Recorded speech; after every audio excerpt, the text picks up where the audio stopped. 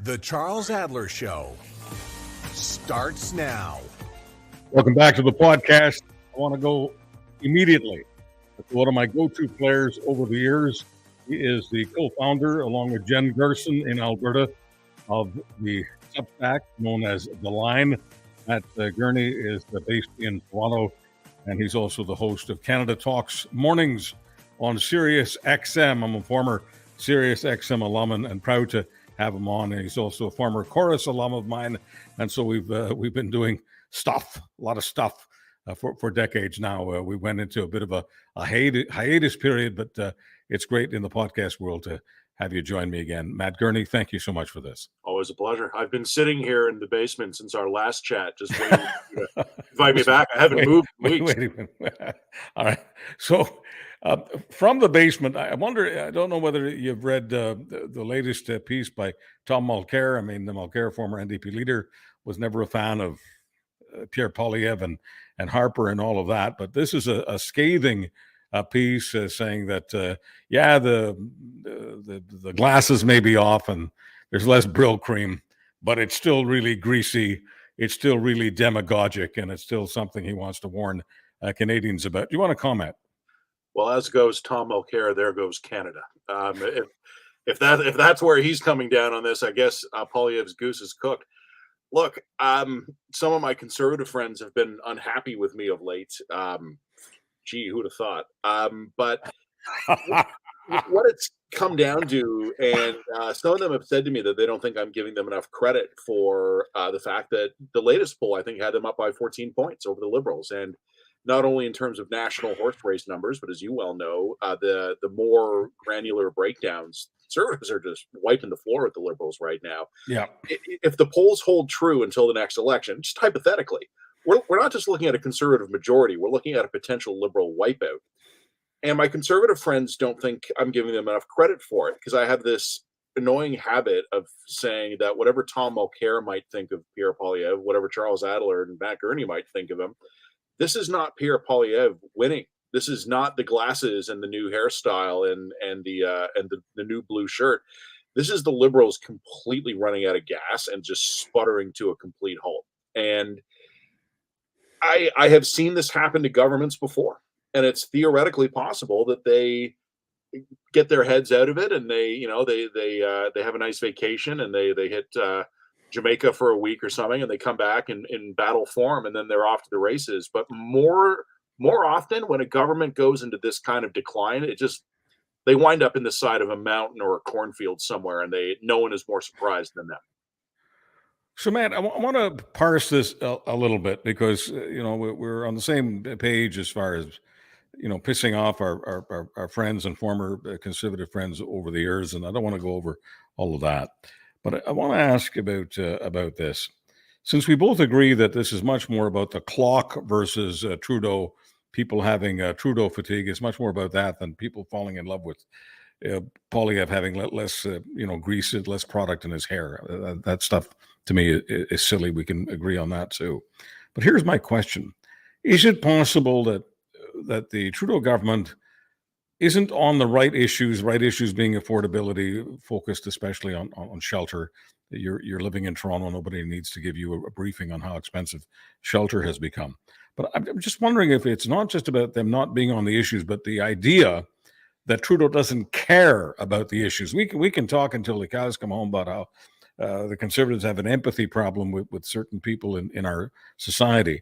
But is it possible that the real story, the real horse race story here, is Trudeau's government is behind Poilievre's Conservatives by 14 points because the Canadian people writ large, whether it's in the crucial 905 area code or all of the other area codes, that the Trudeau government, according to the people, don't care about their major issues. They don't find them sexy. They don't find them interesting. They don't think that they're responsible. Is that the issue here? A lack of empathy, Trudeau and the people? I don't know if I would be as generous to the Liberals as to say they only have one terminal issue right now. They seem to have a few, but I think the one you're identifying is a big one. And I said years ago, probably, I don't remember exactly when, I think it was during his first majority term, that I think I had kind of cracked the Trudeau code. And I think it could explain his success, but I said at the time it was probably also eventually going to explain his failure. Some of us in life have to learn a few party tricks, right? Because we're not particularly good at any one thing. Maybe we're of average intelligence and good looks and humor and average work ethic. Some of us are exceptional in a particular area. And I thought in 2015, Trudeau was exceptional as a communicator. And he was exceptional as a personal communicator. I think the Liberal Party in that era, 2015 and a couple of years after, had mastered the digital social media technologies better and faster than any of the other Canadian parties did. And I think what we have been seeing in recent years is that Mr. Trudeau had an exceptional talent in a window of time, but he doesn't have a lot of diversity of talents. And when one thing stopped working for him, he didn't basically go, well, what's next? He basically said, I'm going to keep trying to communicate sunny ways like it's 2015, and that we don't have an economic crisis, that we don't have a housing and a cost of living crisis, that we don't have a land war in Europe, and that we didn't have a plague. And along the way, this is a politician, a prime minister, as anyone would, who's accumulated the usual baggage and upsets of 8 years in office. And I keep waiting to see this new strategy come out from the prime minister, his key advisors, the prime minister's office, the cabinet, and they're just trying the same thing over and over. And this includes the charm offensive, which I don't think is working anymore. It also, I think, includes the defensive tactics. I think I've had a feeling for over a year now, and I put this in writing, so I'm on the record that this is a government that's in terminal decline. They're out of gas, and they seem lost, and I don't think they understand it. But I think probably the moment this really crystallized in my mind was when a pack of Ottawa reporters chased Marco Mendicino through the halls of Parliament like he was some kind of a wounded animal, and they took him down. And all he had to answer with was the usual platitudes and bromides of, well, we're committed to getting answers for Canadians. And they just tore him apart. And these are guys who politically, and this is a weird quirk of this government, they seem to have a 2 or 3 week reaction time before they ever understand that anything has happened. And I guess that's just how long it takes for the brain trust and the PMO to like process new information and then come up with a plan for it. It seems to be getting longer, and they seem to be getting less able to do it. So I keep hearing Liberal friends of mine say, we have a communications problem. We need to fix our communications. I don't think this is a communications problem. I think the problem is that they're only communications and they have no other cards to play. And the comms game is played out. Okay, so Matt, we know that the Conservatives spend a lot of time with their base, and there are many reasons for that. One, they think that is a way that's working for them. The horse race numbers you pointed out a few moments ago shows that maybe the Conservatives have a point. Maybe focusing like crazy and even pandering to the base is working for them. Certainly it works for them in terms of clicks on social media, and it absolutely, no question about it, works for them in terms of raising funds. So they have raised more than all of the other parties combined. It's not even close. So base strategy is working for the Conservatives. Is it possible that a Liberal weakness is paying too much attention to the base because the base, at least the base that's in touch with me and likely you as well, are telling me that Poilievre is absolutely unacceptable. He can never be prime minister. He will never be prime minister. As soon as Canadians figure things out, and Mulcair was sort of on that page earlier today, as soon as Canadians figure out who Poilievre really is, they may not love the prime minister, but they will again vote for the prime minister. That is the message from the base. Is it possible that the political party called the Liberal Party and the government known as the Trudeau government is paying too much attention to the base? It is. It absolutely is. Now, the communications flow between Trudeau and his inner circle and some of the more activist part of the base, I've never been entirely sure which direction those communications go. So I don't know if the base is propping up Trudeau or if Trudeau's stringing the base along. I'm not honestly sure which one it is. But look, I have not seen this much confidence from a group of political insiders since the Harper Conservatives in 2015 or the Hillary Clinton campaign in 2016. There really does seem to be a sense that this guy is just, we hate him so much, everyone must.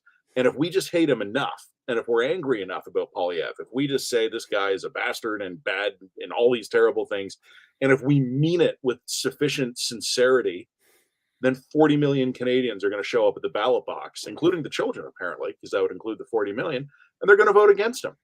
And they're looking at the polls here. And again, like, it's not the horse race numbers that are interesting. Polyev is outpolling Trudeau 2-1 among under 40s. I don't think it's probably quite that dramatic, but it's a 50 to 100% advantage there. Mr. Trudeau's down to boomer women. I love boomer women. They're great people. You can't win an election with only boomer women. And I don't know. And look, again, you've seen this with governments before. I've seen this with governments before. You got to know what your feedback loops are. And I don't know what the PMO is using these days to ascertain what reality is. And you have seen it. I've seen it. Politicians, every once in a while, you can almost see it happen when they just become unmoored from objective reality. And I remember in 2018, when the Win Liberals, friends of mine in the Win campaign, were telling me, yeah, it doesn't look great. The polls aren't good, but the response at the doors is fantastic. We're really getting some traction. The fundraising is up. People are seeing through Ford. And then the next thing you know, like, curveball, wins conceding the election 5 days before the election. And again, no one seemed more shocked than my Liberal friends. So call it what you want. Call it like partisan blinders. Call it bunker mentality. I don't know. But I think there may be a case of it going on here. And you've probably been reading over the last couple of days. Althea Raj had a great column in the Toronto Star where she was talking about the discontent among the Liberal caucus, who seem to have been the last human beings in the world to have discovered that Justin Trudeau doesn't listen well or take good criticism effectively.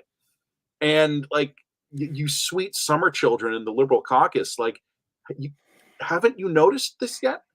And they're all like, well, we hope he listens to us at the upcoming convention. Okay, I hope for things that aren't going to happen too. I'm still hoping for my NHL career.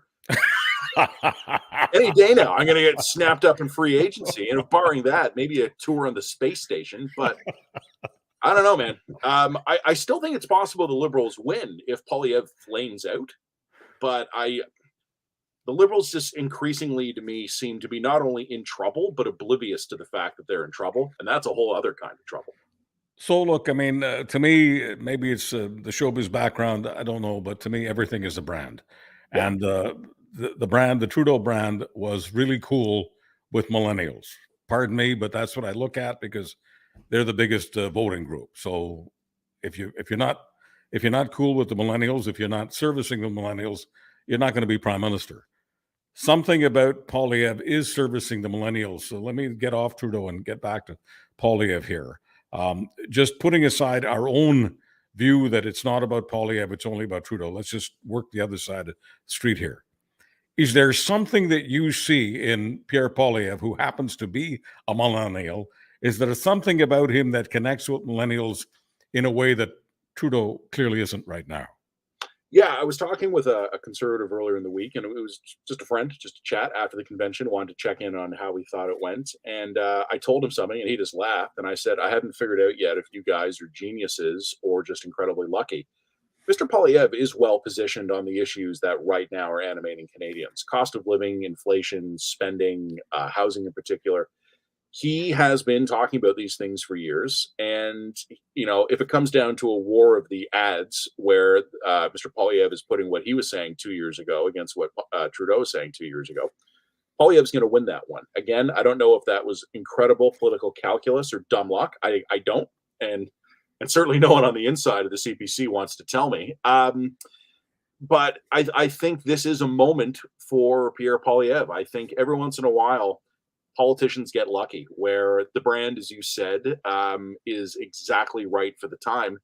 And I think, without wanting to take away anything from Mr. Trudeau in his 2015 campaign, I think his brand was right for that moment, right? Like, you know, Canadians were a bit tired of the Harper years. The Harper government was out of gas. They were turning nasty because they didn't have any ideas. So they started to pick wedge fights to try and motivate the base instead of to appeal to the middle. And Mr. Trudeau came along and Sonny Waysed himself into a majority. Pierre Polyev might be well positioned for this moment where he can go to hell himself to a majority, because I think people are angry out there. And I think I'm just old enough. I like not to think of myself as being too old yet, despite all the random back pain. But um, people even 3, 4, 5 years younger than me are in a completely different place in terms of housing costs, job security. I kind of feel like, you've heard the expression that pulling the ladder up after yourself. I didn't pull the ladder up, but I think the ladder incinerated a year or two after I climbed it. And there are friends of mine who are very similar to me demographically, very similar in terms of age and family aspirations, education, and it would be impossible for them to buy a home. And I'll be honest with you, I couldn't buy my home today. I just couldn't do it. It would be impossible for me to buy the home I'm currently sitting in based on its current market value without me tripling my income. And Pierre Poilievre, again, by either by fluke or foresight, he's the man for that moment. And I don't think the Liberals are prepared for that yet. And if I can slip in one more thing, I know I've been talking a lot. I think one problem the Liberals have right now is that they've convinced themselves they're the victims of bad luck. And I think I honestly believe, and I try to keep an open mind and talk to members of every party, the version I'm hearing from Liberals basically goes, we're victims of wild cards we could have not foreseen or avoided. Donald Trump presidency, Putin invades Europe, inflation, COVID. And I think there's truth to that. They're 100% right about that. But I also think that the Liberals tend to think that that's the entirety of their problems, and not that they have run a government that has made dumb decisions, that has pissed people off, that have had very public policy flops, that have rubbed people the wrong way, that have become tone deaf on issues here. If you're convinced the only thing you've done wrong is to have been there when bad things happen to someone else, you're not going to be able to save yourself. So I've got this theory based on what happened in 2015. I felt that Harper, and I was a Harper supporter, so I'll just lead with that. I don't want to pretend I wasn't who I was. So I was a Harper supporter for a long time, but I felt that Harper was getting darker and darker, and the barbaric practices hotline and just all of the ads. I was supposed to be in fear of a small handful of women wearing Muslim religious garb, making a vow to Canada. Their eyes were covered. They were covered up. What is it? I'm sorry if I'm missing it. Is it the niqab? They're wearing a niqab. I think, yeah. All right. So they were wearing niqabs while they were swearing an oath to Canada, even though everyone admitted at the time, to the extent that this was an issue, and I guess the Conservatives wanted to make it an issue, everyone admitted at the time that they had shown their driver's licenses, and you can't have a niqab on when you're taking your photo to get your license. I don't care what province you're in. So they had shown their photos, their IDs. There was no question they were women, and there was no question about who they were. But nevertheless, Jason Kenney and some others decided to make an issue of this. Anyway, Trudeau didn't take it seriously. On the campaign trail, he sort of gave the impression that the Conservatives are paranoid and they're seeing a terrorist behind every bush. And that seemed to really be in touch with the times. So my theory at the time was that there are dark times and there are sunny times, and you got to be in touch with the times in order to win. And I just thought that the Conservatives misread it. They saw lots and lots of darkness, and of course their base were giving them that feedback loop. But I didn't think I wasn't a Mr. Sunny Ways person. I thought that didn't touch me at all. But I did feel that Canadians in general had a sunnier disposition than the Conservative Party, and I think now we're in a situation. I'm not happy about this just as a Canadian, but I think Canadians have a darker disposition right now than the Liberal Party. So regardless of how much the Liberals and others may want to disparage the Conservatives for being too dark, I think Canadians are connecting more with the darkness than they are with the sunlight, if that makes any sense. I wrote a line in a column. You mentioned a minute ago, you said sunny disposition. And I'm glad you mentioned that, because there's a line in a column I wrote not long ago, maybe a year or two ago. And I remember it because it keeps getting quoted back to me by random people who tell me, I really like that line you wrote in the column. And what I said was that it's hard to maintain a sunny disposition when life is repeatedly punching you in the gonads. And I think that we as Canadians, and I think the whole world, nothing unique to us, we've been through some dark times. Like, I cannot discount the possibility, and I hope this is not the case, but I couldn't prove it's not, that human civilization peaked in like January of 2020. And that a lot of accumulated issues have piled up since then that are going to, at the very least, put some downward pressure on our happiness, our quality of life, our standards of living, our safety, our longevity. I try to think in longer terms, and I think I'm a long-term optimist. I'm a Trekkie. I think in 300 years we're all flying around in jumpsuits on starships. But in the meantime, I have to I don't live 300 years from now. Like, I got to get through the next 6 months. And, one of the things that I think that people haven't been honest with ourselves about is how many Canadians locked in a mortgage when COVID hit, and that mortgage resets in about 14 or 15 months. And they're going to go from 1.8% on that mortgage to 6 or 7. I don't know what the rates are going to be. Hey, maybe 5. Maybe the rate situation has improved and come down a little bit here. You're going to have Justin Trudeau out there going, I'm the guy who takes climate change seriously, and remember all those vaccines I procured. And he's going to be telling this to the guy who just saw his monthly interest payment on his mortgage go up 300%. And Pierre Poilievre is going to be the guy at the time going, I was the guy warning Trudeau that this would happen while he sneered about monetary policy. Look, I think the one thing I will add, and here I'm going to totally invalidate everything you and I have said over the last 20 minutes or so. You and I are in the business of telling people big thoughts and why they matter.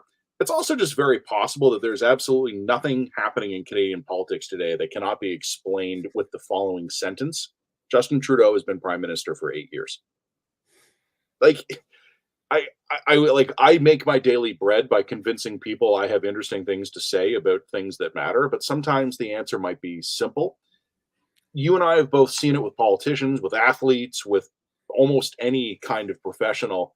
There comes a time when your day is up, and it's the rare one among us who can admit that to ourselves. And I don't know if Justin Trudeau can admit that to himself. We'll see. And apparently the most docile people in the world, who seem to be the Canadian Liberal caucus. I used to think the most docile people in the world was the population of Ontario, but now I'm starting to think that the Liberal Federal Caucus might actually slightly edge the average Ontarian. We'll see if they read the riot act here. They're talking to reporters, they're talking to columnists, but are they going to talk to the boss? I don't know. Look, it's entirely possible that, in my most cynical moments, I see politics as just another TV show, and generally not a good one, and generally one that the voters want to cancel. They want to change the channel.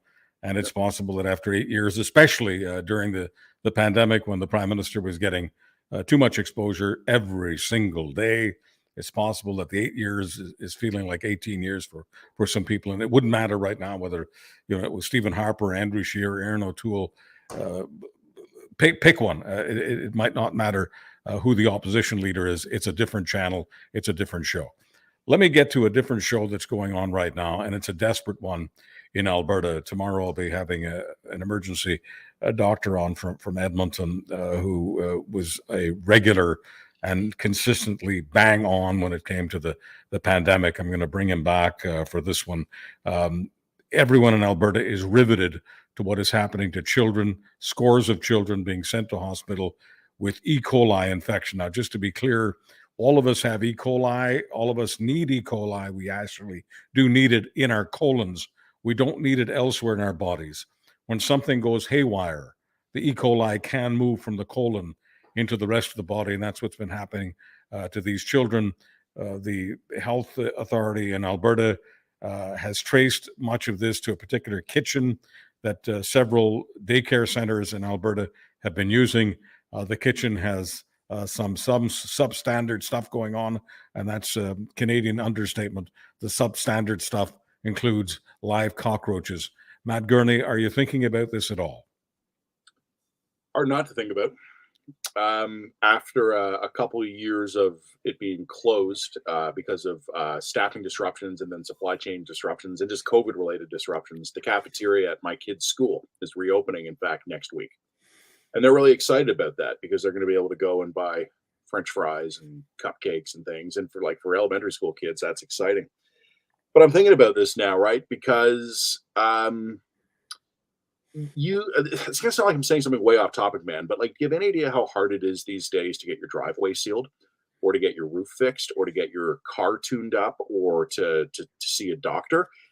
Ever since the pandemic, like, we've seen how threadbare the sinews of a lot of the services we rely on in this country are. And it's looking like now, and I did catch a little bit of the press conference on Tuesday, that there were warnings that this kitchen was substandard, and that the things that we expect to happen didn't happen. Food inspection ought not to be political. And so much of public health got politicized during COVID for a mixture of good reasons and really stupid reasons. But, food inspections was something Theodore Roosevelt was figuring out in the 1890s. Like, he had this revolutionary idea that perhaps our food should not be full of poison, and that we should have standards, and that we should have meaningful consequences and inspection regimes for this here. You can convince me libertarians are right about a lot of stuff, but I get a little prickly about like making sure food facilities for children are being properly monitored here. And I don't know who dropped the ball. I don't know if this, I don't, and I don't want to speculate on this. I'm watching this, but I want to let the process in Alberta play out according to the law. But what we're looking at here is quite literally a nightmare scenario. You send your kids, the distillation of all your hopes and dreams. You send them off to a place that they love, where their friends are, where they come back from every day in a good mood. It's the only place in the world you're comfortable sending your kid. Then they get poisoned.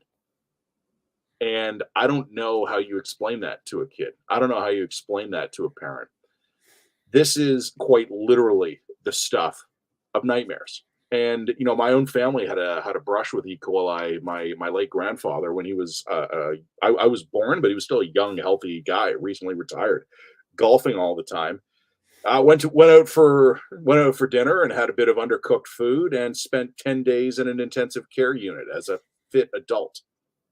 Thinking about what these kids are going through is something that it sounds cliche, but no, I have lost sleep thinking about this, right? Just the timing of it, all these reports coming out when my kid's cafeteria opens next week or the week after. I'm not sure which one it is. What do you say to the parents? What do you say to the kids here? And how do you make this right? How do you restore faith? You and I have talked a little bit about disposition, the sunny disposition, right? I think Canadians are missing a lot of faith right now in each other, in our institutions, and our politicians. And the grim part is, Charles, I can't tell them they're wrong to feel that way. It's been a tough time. The chief doctor, the chief medical officer of the Alberta Health Authority, AHS, it's known, only today, after almost a week of this crisis of kids being literally poisoned by their food, took him a week to call a news conference. And he was asked about the timing. He said he didn't think there was an urgency for it. I mean, in my humble opinion, I mean, it's urgent that they have him replaced as soon as possible, because, this is the guy, this is the horse that didn't finish. How on earth? I mean, you're paying some attention to it, mostly because, not just because you're a Canadian, because you're a parent. I'm paying attention to it for the same reason. But how on earth does the head of or at least the chief doctor, the chief medical officer, how does he come to this conclusion that it only today became an emergency when scores of kids have been an emergency for days? How does that happen? All I can hear in my head right now is the sound of a mob with pitchforks and torches. I don't know. And like I said, old friend, like, something is, I don't want to weigh into the whether or not Canada's broken debate, but I think we have some evidence here that there are institutional breakdowns in this country where reasonable expectations are somehow proving beyond the service capabilities of the government here. One of the things, and this is going to try and bring some actual measured thought to this, because everything you just told me made me want to throw stuff. But One of the things we saw during the pandemic, and this is something my colleague Jen Gerson and I talked about at the line a lot, during especially the early phases, I have no doubt that the people who work in our public health agencies are dedicated professionals, well educated, and fully informed with the latest science. But they desperately need someone to airdrop even a reasonably competent communicator in with them there. Guy, and you and I mean, broadcaster, journalists, whatever, pundits, whatever you want to call us, we're communicators. And someone needs to be in the feedback loop with these guys, saying to them, you can't spend a week not saying anything when the news is filling up with stories of 6-year-olds whose kidneys have been destroyed.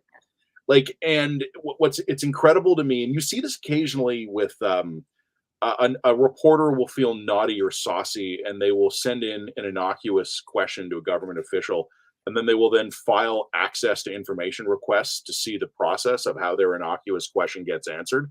And you find out it's 47 bureaucrats generating 3,000 pages of correspondence, and it takes 3 weeks. And then the answer ends up being like, yes, we support human rights. And there's something where there's an old saying that I've always laughed at, although I find it less and less funny, which is that the bureaucracy is expanding to meet the needs of the expanding bureaucracy. Entire careers now seem to be lived in a Canadian public service apparatus that has very politely and conscientiously neutered accountability. Accountability, it's uncouth. It can result in hurt feelings and conflict and confrontation. Wouldn't we all just be better off without it? And in Ontario right now, and I know I don't want to derail this, but you've been following the Greenbelt scandal, right? Sure. And so there was this great line where the now departed housing minister said recently, I take responsibility. The buck stops with me. Yeah. And it occurred to me that in this moment in Canadian history, in 2023, that taking responsibility seems to be limited to standing up at a lectern and intoning the words, I take responsibility. It's like a talisman. Like once you say those words, ta-da, responsibility is taken. The buck is stopped. So I don't know how we start to fix these problems until we start returning some natural predators into the Canadian government ecosystem. But I don't see any desire for that to happen, right? I said a minute ago, that line from my column where just life is repeatedly punching us in the gonads. We're getting angrier, but I haven't seen any sign of systemic change where we're going to demand better from the people we nominally trust to protect us. Matt Gurney, the Prime Minister's plane broke down this week in India, and some people want to have a good laugh about that. But I'm not one of these Canada's is broken people. But yeah, there are some institutions that are rather afraid, and they need, as you say, to get the natural predators back into the system and to get real responsibility happening. But it just seems to me that in reading our friend Murray Brewster on the CBC site today, talking about national emergency. Now, he's not talking about the plane being a national emergency, but it goes along with everything else. So much of the Canadian military equipment is broken. There's no argument against that. It just is. And Brewster is making the point. He's been a defense specialist in journalism for decades now, CP and now CBC. Brewster's making the point, and I think this is a point that you've made from time to time, that one of the issues is the public. The public doesn't appear to take national security seriously. Now, I think, I could be wrong, I think one of the reasons for that is the public believes that ultimately, when it comes to protecting the perimeter of North America, the United States is large and in charge. What's your take? Yes, but I would add to that I don't limit my concept of national security simply to military defense. It includes military defense, but it also includes things like public health.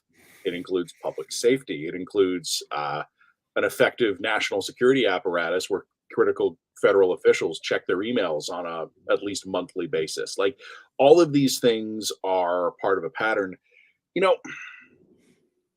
I am ready to go at any given time to make my kids a school lunch, to answer a time-sensitive email, to take the trash out every Thursday. But I'm not ready to do things that I don't think are going to happen, like make contact with an alien race or fend off a zombie apocalypse. And that it seems to me like Canadian officialdom has just decided that an entire spectrum of kind of plausible and foreseeable problems are just never going to happen here. Why? It's Canada. When do bad things ever happen here? You know, early in the pandemic, very early in the pandemic, Canada developed on the fly and in a matter of days, and it wasn't perfect, but it was good. An entire system of federal transfer payments to support individuals and businesses who were otherwise going to be financially ruined. And it was my friend Andrew Potter, who's a professor at McGill University, who I think actually nailed the reason for that. Governments specialize. They get good at the things they value. And because of the nature of Canadian governance and federalism, we're good at cash transfers. The federal government is good at transferring money from either government to individual or federal to another jurisdiction of government. And when we had to improvise something on the fly, we had the talent set to do that. But then you look around and it's like, who in this country is worried about military threats, or who's keeping an eye on which hostile foreign governments are intimidating the families of our MPs? There's no one. And, you know, again, as a guy who's been writing about these issues for a year, like Murray and a fairly short list of others, there's like 10 national security experts in this country. Like, the reason you see the same names quoted in every CBC or Globe and Mail or National Post article is because it's a short list and we kind of just cycle through them to keep up appearances. But there is not a large knowledge base of people in this country who think about these things. And very few of the people who do have decided to make government service a career. We are a country that is, as I wrote in a column a couple of years ago, I wrote, our expectations are a problem. We have grown up in the most prosperous, peaceful, stable, happy, pleasant land. We've had a 75-year winning streak. And I think it's lasted just long enough for entire generations of Canadians to think it's normal. It's like gravity. It's like the sun rising in oh God, I'm blanking on it. Where does it rise? In the east and setting in the west. Yes. Like the idea of telling a Canadian, you know, we might have kinetic military threats in our Arctic. We might have cybersecurity threats. We might live in an era where things like climate change and rapid global transportation are going to result in more pandemic threats, where, you know, warming temperatures are bringing ticks further north. So Lyme disease is going to be a problem in places it wasn't before. And Canadians blink and look at you and go, I put a maple leaf flag on my backpack when I'm in Europe. Like it's like, oh, okay. Like, well, no, there's like a ton of like rare earth minerals up in the Arctic, and the Chinese would probably like them. And Canadians look at you and go, Terry Fox. Like we have lost a habit of thinking that previous generations of Canadians didn't have. Look, probably some of this is unavoidable. My kids, God bless them, are flaky. I love them, and I hope they never listen to this podcast. But like, they are like the fourth generation in a Gurney family that's been doing okay. So, like, how long does it take a windfall of money to ruin a family? Well, the first generation work for it and they value it. The second family learns from at the knee of their parents how every dollar has value. The third generation knows that like Nanny and Papa were farmers once before they invented the next killer app. And like the grandkids are like, they're at Wimbledon and that's all they do. They just go to like tennis matches. And I think as a country, kind of the same dynamic is playing out here, where we are now the third or fourth generation out from the last time this country faced either a military or an ideological threat. And like when confronted with the fact that like foreign countries are putting our citizens in the ringer, all we have is like Tim Horton ads running in our head where it's like, well, remember that ad where there was the guy who didn't speak English at his kid's hockey practice and someone gave him a double-double? Like, this is how we respond to threats. And so, I don't know, man. Like I said, I'm an optimist on a 300-year time scale. Canadians take the world seriously to some extent. When you're a Canadian, you always have to throw in that to some extent, because we don't want to be able to speak for everybody, because we know that there's some knobs who don't take the world seriously. but Canadians tend not to take themselves seriously. You are the quintessential Canadian, Matt Gurney. I want to thank you for so many things, the Substack, your Sirius XM broadcast. But I also want to thank you for doing something that so many of us who are middle-aged and a little beyond cannot do. And I'm one of those who cannot do what I cannot do. I cannot remember most of what I've written and much of what I've said. And you've got an excellent memory for the things that you've created. Thank you for creating them and remembering them. Well, you're very welcome, and you would be shocked how much of my memory is just Tim Hortons ads from the early 1990s. But I guess there's a little bit left over for my columns. Well, thanks for the double-double today. Matt Gurney of Sirius XM Canada Talks and the tremendous Substack that he has created with Jen Gerson in Alberta, Matt Gurney's in Ontario, and it's called The Line. Thank you so much for joining us for this podcast, The Charles Adler Show.